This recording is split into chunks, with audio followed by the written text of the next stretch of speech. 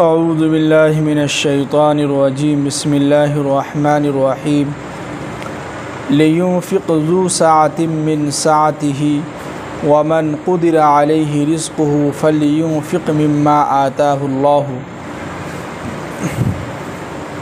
पिछले आयत में बात चल रही थी कि अल्लाह ताला समझिए कि तलाक़ के बाद जो है अपनी बीवी को उसी जगह रखें जिस घर में आप रहते हैं सुकून के साथ, आराम के साथ, और उसके बाद जो है नानो नफ़क़ा भी जो है उनको देना है जब तक बच्चा अगर न जंजा अगर हमल से है तो।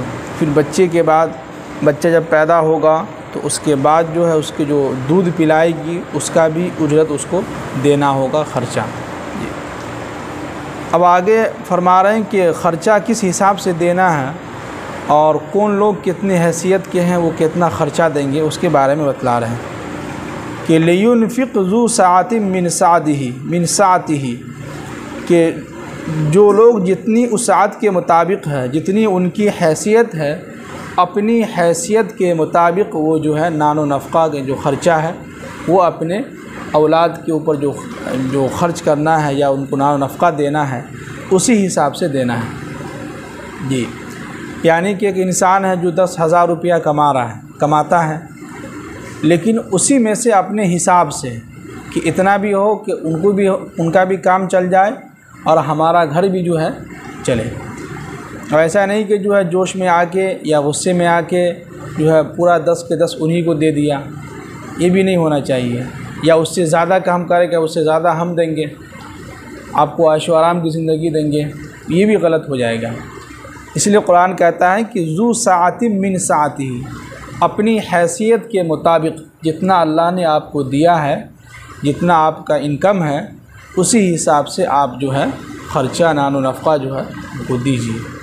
ये अब आगे फरमा रहे हैं कि वमन क़ुदिरा अलैहि रिज़्क़ुहु, और जो शख्स जिनकी रिज़्क़ में तंगी है, जो कम कमाता है, तो उसके लिए फरमा रहे हैं कि फ़ल्युन्फ़िक़ मिम्मा आताहुल्लाहु, जितना अल्लाह ने उनको दिया है उसी में से कुछ जो है उनको भी दे। यानी जितना अल्लाह ने दिया है, जो लोग कम कमाते हैं 5,000, 6,000, 7,000 कमाते हैं, 8,000 कमाते हैं, तो वो ये ना कहे कि अरे हम तो इतना कम कमाते हैं, हम तुमको कहाँ से दें नानो नफ़क़ा जो ख़र्चा है इद्दत का। नहीं, बल्कि उसी में से कुछ आप तय कर दें, 2,000, 3,000 या 4,000, जो भी आपकी हैसियत को जितना आप देना चाहें उसी में से जो है खर्च कर दें, और अल्लाह ताला उसी में क्या करेंगे, बरकत देंगे। अब आगे फरमा रहे हैं कि ला युकल्लिफुल्लाहु नफ्सन इल्ला मा आताहा, अल्लाह ताला जिस किसी को जितना दिया है उससे ज़्यादा उसके ऊपर बोझ नहीं डालता है कि नहीं। यानी अल्लाह ने जिस इंसान को जितना मालो दौलत दिया है उसी के हिसाब से उनके ऊपर अल्लाह ताला बोझ डालता है, मुसीबतें आती हैं, परेशानियां आती हैं, है कि नहीं। जो लोग कम कमाते हैं उनको देखेंगे आप बहुत कम बीमार होते हैं, अल्लाह ने जितना उनको हैसियत दिया है उसी हिसाब से उनके ऊपर बोझ डालता है। ये भी एक बहुत अहम और पॉइंट की बात है। अल्लाह ताला ये समझिए कि जगह जगह पे कहता है कि हम किसी भी इंसान के ऊपर मुसीबत डालते हैं तो उसके हिसाब से ही डालते हैं जितना वो बोझ उठा सके। अभी कभी कभी ऐसा होता है कि जो बहुत गरीब होता है लेकिन उनके साथ एक ऐसी बीमारी लाहिक हो जाती है जिसका ख़र्चा 4 लाख 2 लाख आता है कभी कभी। तो ये इसलिए आता है ताकि और जो लोग मालदार हैं उनका भी पैसा उनके ऊपर क्या है खर्च हो, और उनका उन पैसे का इनके ऊपर हक़, यानी कि इनका हक़ बनता है उस पैसे पर, ताकि मालदार भी तो खर्च करें। जिनको अल्लाह ने मालो दौलत दिया है तो वो भी तो जो है नेकी वाला काम करें, उनको पास भी तो उनका भी हक़ बनता है कि भाई फ़लाँ के ऊपर हम भी कुछ खर्च करें। ये भी होता है। और कभी कभी ऐसा होता है कि इंसान की अपनी ख्वाहिश जो है उसको लेके डूब जाता है कि नहीं। कि जो है क्या कहते हैं, दुकान जो है चाय की है और सोच रहे हैं कि जो है आला सोच कि हाई फाई घर बनाएंगे, ये करेंगे, वो करेंगे। तो ऐसे लोग बहुत जल्दी टेंशन में चला जाता है और बहुत जल्दी मुर्तद हो जाता है, अल्लाह पर से उनका यकीन हट जाता है। इसलिए अल्लाह ताला फरमा रहे हैं कि ला युकल्लिफुल्लाहु नफ्सन इल्ला मा आताहा। जिस इंसान को अल्लाह ने जितना दिया है उससे ज़्यादा उसके ऊपर कभी बोझ नहीं डालता है। इसलिए इस दिल के अंदर ज़्यादा ख्वाहिश न रखें। कल परसों किताब का मुताला कर रहे थे इशा के बाद, तो उसमें मौलाना बताएं कि दो चीज़ें ऐसी है जो इंसान के साथ जो है ख़त्म होने के बजाय जैसे जैसे उनकी उम्र बढ़ती जाती है, बुढ़ापा की तरफ जाता है, उसके अंदर ये दो चीज़ें और इसकी ख्वाहिश बढ़ती जाती है। सबसे पहला है कि लंबी उम्मीदें। जैसे जैसे उनकी उम्र ज़्यादा होती जाती है वैसे वैसे उनकी ख्वाहिश यानी उनकी उम्मीदें जो है लंबी होती जाती है कि अरे अभी भी तो बहुत उम्र है, अभी वो फ़लाँ जगह पे ज़मीन ख़रीदनी है, फ़लाँ का घर बनाना है, और जो फ़लाँ जगह पे घर बनाना है, किराए पे लगाना है, यानी बहुत लंबी लंबी सोच रखते हैं। हालांकि उनकी उम्र बढ़ती जा रही है और वो कब्र के करीब चला जा रहा है, लेकिन ये ख्वाहिश, ये जो उम्मीदें हैं ये ख़त्म नहीं होती है बल्कि बढ़ता ही चला जाता है। और दूसरी जो चीज़ें हैं हिर्स यानी लालच।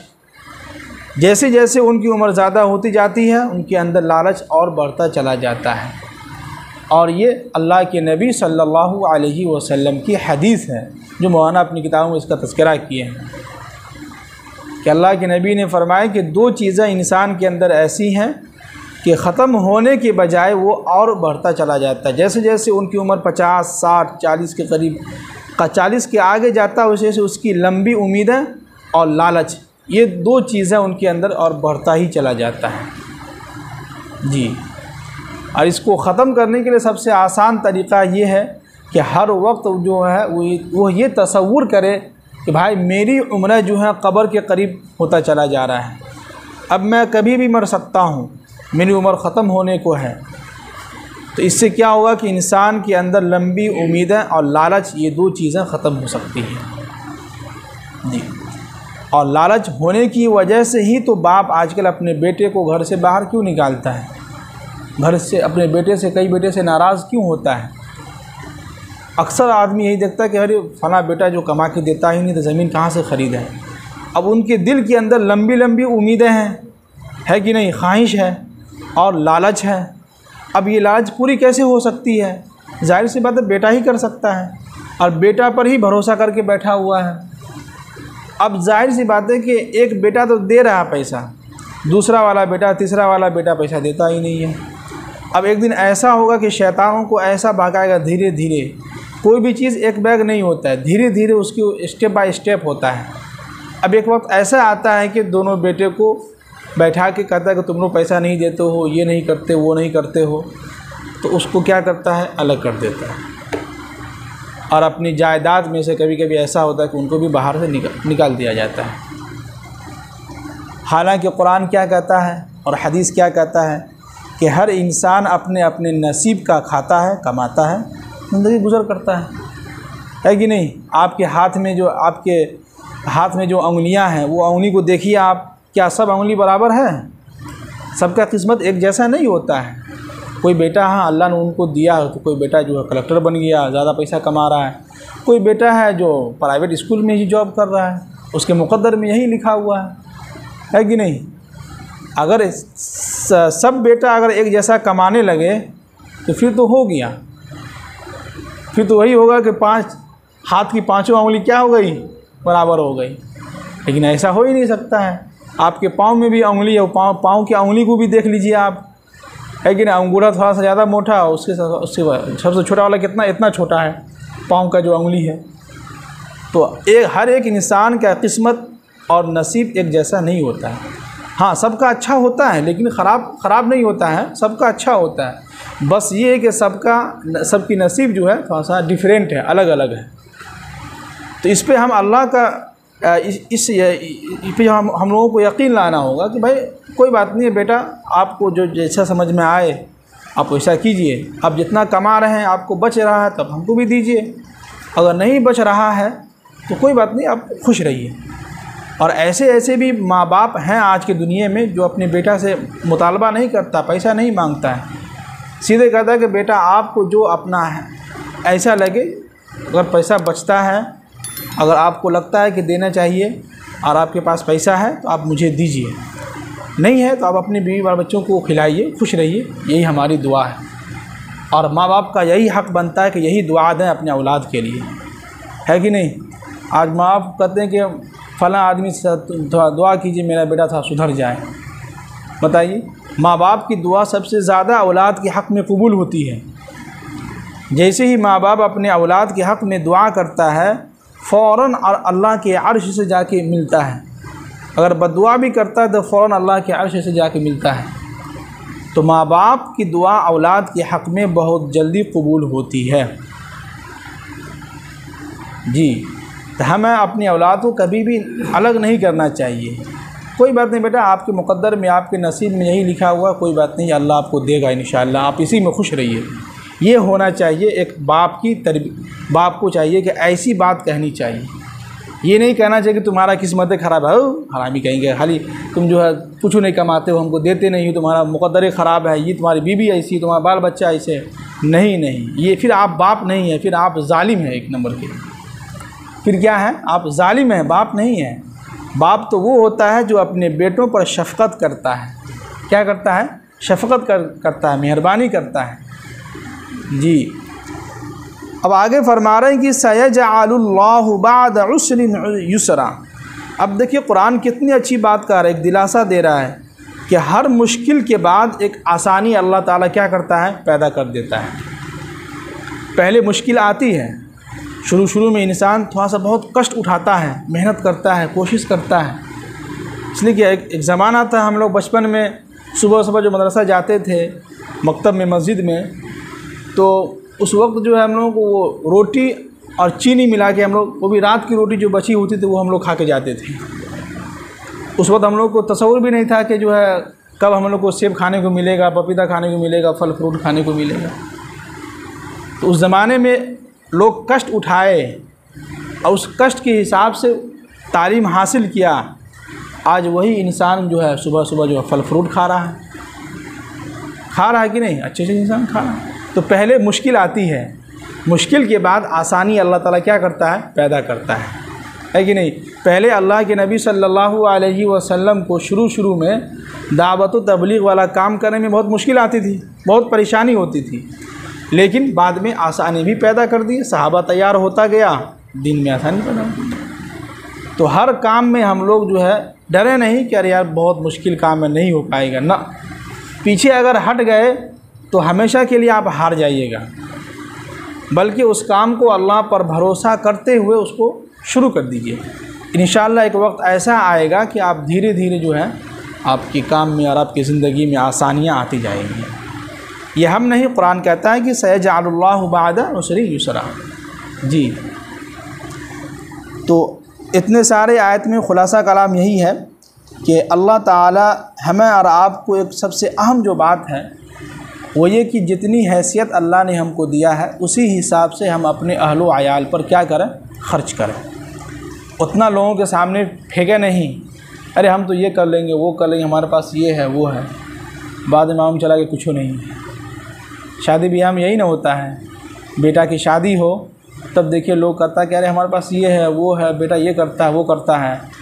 जब शादी हो जाती तब बाद में पता चलता है तो कुछ नहीं है। ये क्या है, कुछ भी नहीं है, ये धोखा देना होगा। आप जो भी हैं, जैसा भी हैं, लोगों को दिखलाइए। अगर अल्लाह ने मालो दौलत दिया है तो अल्लाह के नबी सल्लल्लाहु अलैहि वसल्लम की हदीस है, एक सहाबी थे जो बिल्कुल गंदा लिबास पहने हुए थे, फटा चिटा। तो अल्लाह के नबी के सामने आए तो अल्लाह के नबी ने पूछा कि भाई तुम्हारे पास कपड़े उपड़े नहीं हैं, तुम्हारे पास पैसे उसे नहीं हैं। तो सहाबी ने कहा कि अल्लाह के नबी मेरे पास पैसे हैं, मैं मालदार आदमी हूँ, मेरा ये बिजनेस है वो बिजनेस है। तो अल्लाह के नबी ने फरमाया कि जब अल्लाह ने तुमको नेमत दिया है, मालो दौलत दिया है, तो वो लोगों के अंदर दिखलाओ तो सही। यानी अपनी नेमत का इजहार करो कि अल्लाह ने हमको दिया तो हम अच्छा अच्छा लिबास पहन रहे हैं, है कि नहीं। अल्लाह ने हमको दिया है तो हम अच्छा अच्छा खाना खा रहे हैं। अल्लाह ने हमको दिया है तो अच्छा सवारी हम चल रहे हैं, मोटरसाइकिल ख़रीद रहे हैं। तो हमें कभी कभी दिखाना भी होता है, अल्लाह की नेमतें लोगों के सामने दिखाना भी होता है, छुपा के रखना नहीं होता है कि नहीं। कुछ लोग ऐसे हैं अल्लाह ने उनको दिया है लेकिन उनका लिबास देखिए तो लगता है कि जो है वही कुर्ता जो बकरीद में, ईद में जो पहने हुए थे, जो ख़रीदे थे, आज जो एक मतलब धुल दिए हैं उसी को चला रहे हैं पूरे साल। नहीं है, अल्लाह के नबी ने मना फरमाया है। हाँ, जिनके पास नहीं है तो उनके साथ मजबूरी है तो अपना वही उसी को पहने, लेकिन उसी को साफ़ करके पहने। अल्लाह के नबी पूरी ज़िंदगी कभी भी गंदा लिबास नहीं पहने हैं। एक ही कुर्ता पहने हैं लेकिन गंदा नहीं पहने हैं। जैसे ही गंदा होते तो उसको धो लेते थे फिर पहन लेते थे। तो हमें गंदा लिबास नहीं पहनना चाहिए बल्कि साफ़ सुथरा उसी को करके पहनना चाहिए। हाँ, अगर अल्लाह ने माल और दौलत दिया है तो अच्छा से अच्छा लिबास पहने, लोगों को दिखलाएं कि हमारे पास माल और दौलत है। जी, अल्लाह ताला हम सब को अमल करने की तौफीक नसीब फरमाए। सुभान अल्लाह बिहम्दिही सुभान अल्लाह।